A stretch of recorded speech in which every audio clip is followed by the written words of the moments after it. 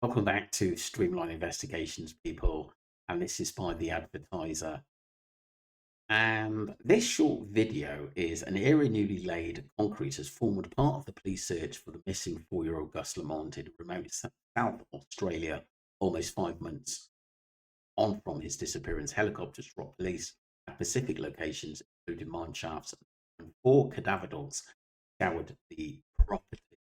And obviously, one of the main concerns I had was earlier on in this case about dog searches. Let's get straight into this.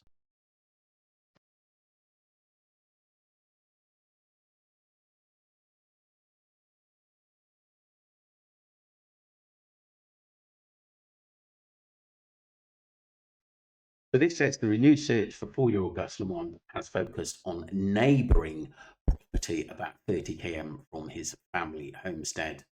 I mean, are they wondering whether he's being held there or a body being held there or even buried there?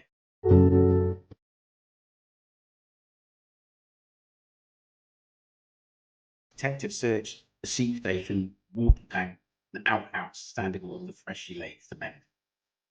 Very that is everything's odd in this case. Earlier this month, his disappearance was declared a major crime. Police revealed that they had identified the suspect, which was not one of Gus's parents. Why are they so sure of that? No arrests have been made or charges laid in relation to the missing boy as yet, people. It's pretty creepy, isn't it?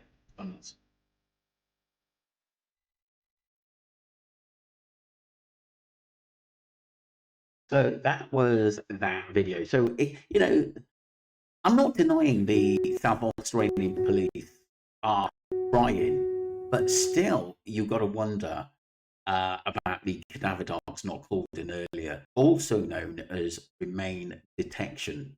HRD dogs are highly specialized search animals trained to locate human decomposition scent.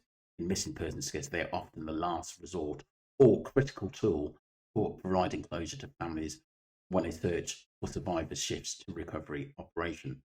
But like I said, it was a recovery operation quite early on in the Gus Lamont case. So I don't know why cadaver dogs weren't actually brought in at that time. And obviously, the dogs possess an extraordinary sense of smell with up to 225 million olfactory receptors, specifically in German Shepherds, making them roughly 40 times more sensitive. Time sensitivity, they can detect scent as early as 3 hours after death or find remains that decades old, including skeletonized fragments. Deaf and mediums, highly trained dogs can signal on remains buried up to 15 feet. Oh my God, that's unbelievable. Watershed, specialized water capitals can detect scent rising to the surface from bodies submerged in lakes, rivers, or reservoirs, often working from bow of a boat. With evidence, they can identify minutes evidence such as blood droplets, hair teeth, soil contaminated by decomposition fluids. Unbelievable. These days, you cannot get away with a lot, especially if a body is in position where a dog could find it. Operation roles in a typical missing persons investigation, cadaver dogs are deployed in several specific scenarios: cold cases, disaster recoveries, crime scene verification, and scent discrimination, passive alerts, cross training, controversy, limitations, legal, environmental factors as well. So there's a lot to go through, but a lot of cases, especially where children considered missing persons cases like this, a lot of the information Josie said earlier that she doesn't want any help from technically any third party. They're dealing with it. I find that really bizarre. I think that's one of the biggest red flags because this is a 4-year-old child which is not missing. Surely parents, grandparents would be absolutely crazy. They would have the news, sat there drinking tea for hours on end, trying to work out what happened. I think Josie knows.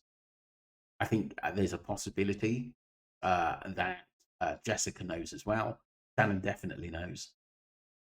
Why have they got separate lawyers, and why didn't they go with the same lawyer? I know one's criminal, the other's something else, but still, I find it really, really bizarre.